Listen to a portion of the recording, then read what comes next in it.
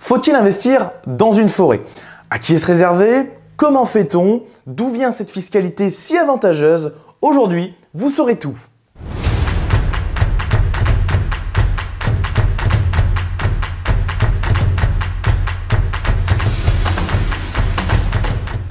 Bonjour à vous les investisseurs, j'espère que vous allez bien. Aujourd'hui j'ai la pêche, je vais parler de l'investissement forestier. Alors il y en a qui vont me dire, mais Charles, je ne comprends pas, ta chaîne, on parle de l'investissement immobilier, pourquoi tu nous parles des forêts?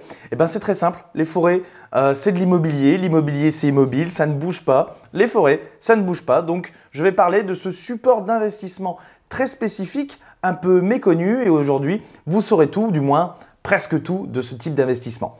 Alors avant de continuer, pour ceux qui ne me suivent pas encore, je m'appelle Charles Lenoble, je suis investisseur, je suis un passionné, un enragé de l'investissement immobilier et chaque lundi sur ma chaîne, une nouvelle vidéo liée à cette thématique, l'investissement immobilier.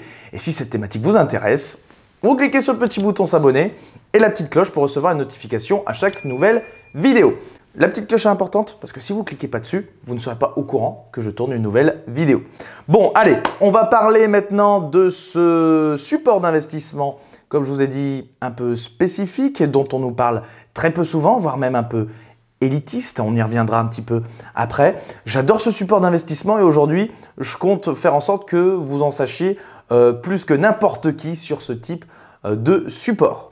Placement palpable, placement long terme, l'investissement forestier bénéficie de nombreux, voire même de très nombreux allègements fiscaux, on y reviendra au cours de cette vidéo, des allègements fiscaux qui ont été mis en place par l'État qui incitent au développement des massifs forestiers en France. À titre d'indication, en 1830, on comptait 9,5 millions d'hectares de forêt en France. En 2015, on a recensé plus de 17 millions d'hectares de forêt en France. Donc une augmentation de presque 80%.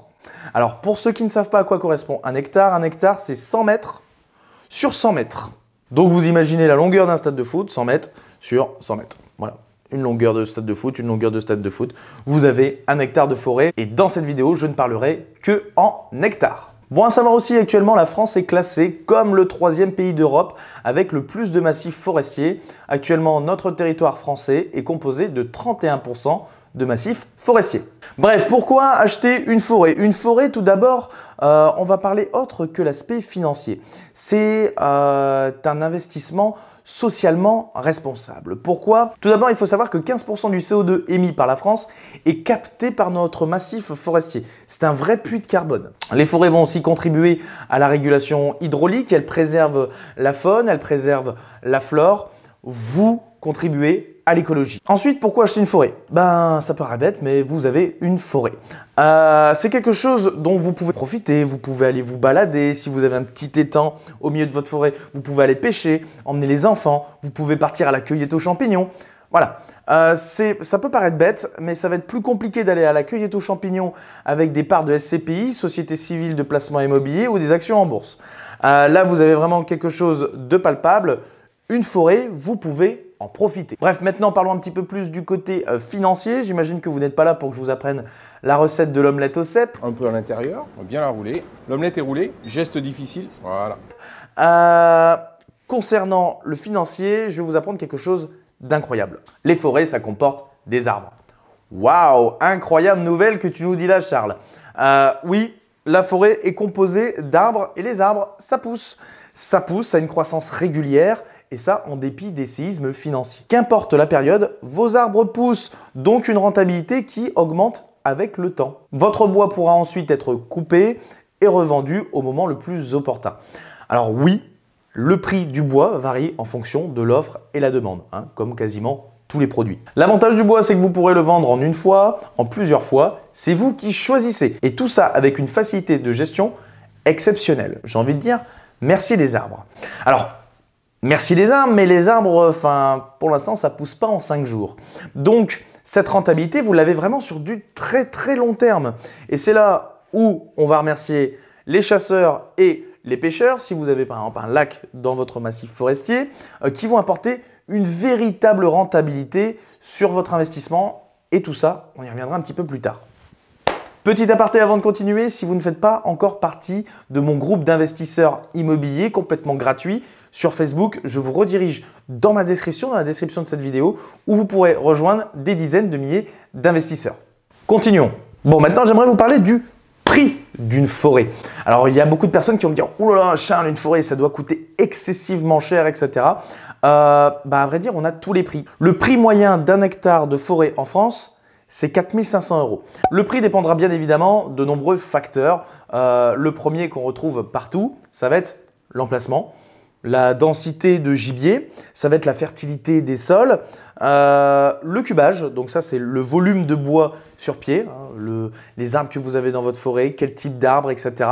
Tout ça va influencer sur le prix de votre forêt. Alors attention, hein, le prix d'une forêt, ça peut aller du simple au triple. Je pense notamment à ces forêts qui sont vendues à des viticulteurs, des vignerons, qui en fait achètent des forêts, des grandes forêts de chênes pour s'en servir pour faire des tonneaux. Là, c'est des prix qui peuvent être délirants et parfois même, ce sont des forêts qui sont vendues aux enchères. Alors pourquoi vendues si cher? Pour la petite histoire, ces viticulteurs, ces vignerons, ils achètent du bois pour faire des tonneaux de bois.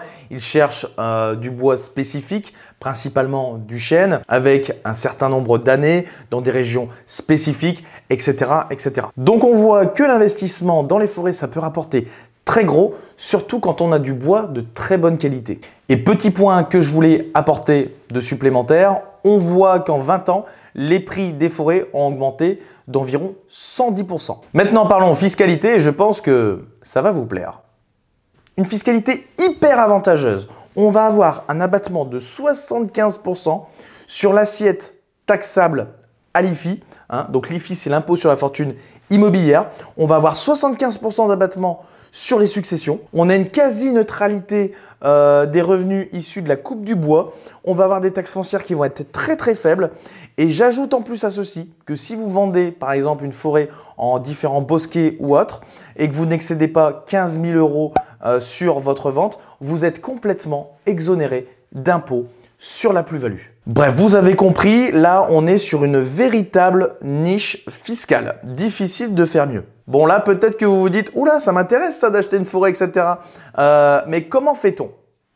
Nouveau point, comment fait-on pour acheter une forêt? Contrairement à ce qu'on pourrait penser, 76% des forêts françaises sont détenues par des particuliers. Le reste étant détenu par l'État ou des collectivités. Il faudra donc se diriger vers des propriétaires vendeurs pour pouvoir acheter une forêt et là, ça se complique. Le marché est, j'ai envie de dire, confidentiel. Les biens sont très rares. Si vous suivez mes vidéos liées à l'investissement immobilier, ça m'arrive de vous parler de ce qu'on appelle de off-market, des biens que vous ne verrez jamais sur le marché. Sur les forêts, on est en plein dedans. C'est quasiment à 80% que du off-market, des biens que vous ne verrez jamais sur le marché. Et je pense que vous l'avez remarqué vous-même, quand vous consultez les petites annonces sur Internet, etc., ça ne suffit pas pour trouver ce type de biens, ce type de produits d'investissement. Alors petit point, une forêt est détenue par son propriétaire en moyenne 80 ans. 80 ans. En revanche, une maison, en moyenne, c'est détenu 7 ans par son propriétaire. Donc ça signifie quoi? Ça signifie qu'une forêt, ça n'apparaîtra en moyenne qu'une seule fois dans votre vie d'investisseur. Vous ne la verrez qu'une seule fois. Tandis qu'avec une maison, vous la verrez plus d'une dizaine de fois dans votre vie d'investisseur, si on prend la moyenne. Donc on voit vraiment que les forêts, c'est très très rare sur le marché. Là encore, il ne s'agit que de statistiques, mais il faut savoir que des forêts, ça se lègue souvent de génération en génération. Je vais vous donner quelques petites statistiques aussi. Il faut savoir qu'il n'y a que 250 forêts de plus de 200 hectares qui ont été vendues en 2019. Donc c'est vraiment très peu. Puis investir dans une forêt, il faut prendre quelques petites précautions. La forêt, elle peut faire l'objet de certains engagements de gestion ou de contraintes par des critères environnementaux ou urbanistiques. Je pense notamment aux espaces naturels, parcs naturels, zones Natura 2000, etc., etc. Vérifiez donc la réglementation en vigueur avant d'acheter une forêt. Attention, il faudra aussi prendre en compte qu'une forêt, ça s'entretient. Bah oui, du débroussaillage, replanter des arbres, éclaircir, etc., etc. Alors si vous débroussaillez, etc., il y a une partie, voire même l'intégralité de la partie qui peut être pris en charge par les chasseurs. Si vous replantez, vous avez encore des avantages fiscaux où l'État va prendre une partie de tout ce qui est replantation. Voilà. Il y a des choses où on peut quand même s'en sortir sans mettre beaucoup d'argent de sa poche pour entretenir sa forêt. D'ailleurs, là, je viens de vous parler des chasseurs. Parlons des chasseurs. Ok, Dédé, tu me reçois là? Je te reçois 5 sur 5. Même propriétaire, depuis la loi Vermeil 1964, vous n'aurez pas toujours la possibilité d'accorder le droit de chasser ou même de vous opposer au droit de chasser sur votre propriété. Donc renseignez-vous aussi de ce côté, car la chasse est un revenu très conséquent dans l'investissement forestier. Bon, je ne devrais pas le dire, mais personnellement, je suis chasseur. Voilà, quand je vois combien je donne pour avoir le droit de chasse sur certaines terres, je me dis que l'investissement dans les forêts, il y a encore de l'avenir. En conclusion, investir dans une forêt n'est pas forcément un investissement de haute rentabilité. On est souvent entre 2 et 3% de rentabilité. Alors on peut booster tout ça en proposant des droits de chasse, en louant à des pêcheurs, comme je vous ai dit, si vous avez un étang au milieu de votre forêt, etc., etc. Mais sinon, ce ne sont pas des investissements à très grande rentabilité de base. C'est un investissement avec une très grande facilité de gestion. C'est aussi un support qui permet de se diversifier et surtout, ça va permettre de protéger son patrimoine. Celui qui a de l'argent, qui a peur de le perdre à cause de l'inflation, etc., la dévaluation de notre monnaie, il peut très bien acheter une forêt et donc cette forêt va suivre l'inflation, etc. Ça va apporter de la rentabilité avec ce bois qui va pouvoir être revendu, exonéré d'impôts, etc. On va pouvoir léguer cette forêt plus tard en payant beaucoup moins de droits de succession. On a un abattement de 75%.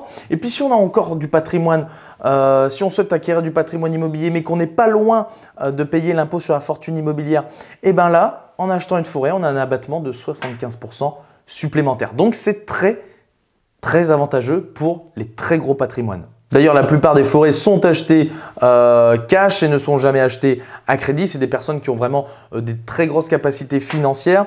Les seules personnes qui pourraient acheter des forêts à crédit, ça va être les exploitants de bois qui, eux, ont une véritable activité commerciale. Bon, maintenant, vous en savez un petit peu plus sur les forêts, du moins.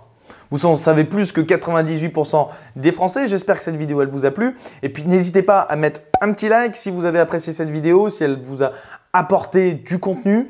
Et n'hésitez pas à cliquer sur le petit bouton s'abonner. Ah oui, j'allais dire là, mais en fait il se trouve ici. Le petit bouton s'abonner et la petite cloche pour recevoir une notification à chaque nouvelle vidéo. On se retrouve lundi prochain dans une nouvelle vidéo. À bientôt!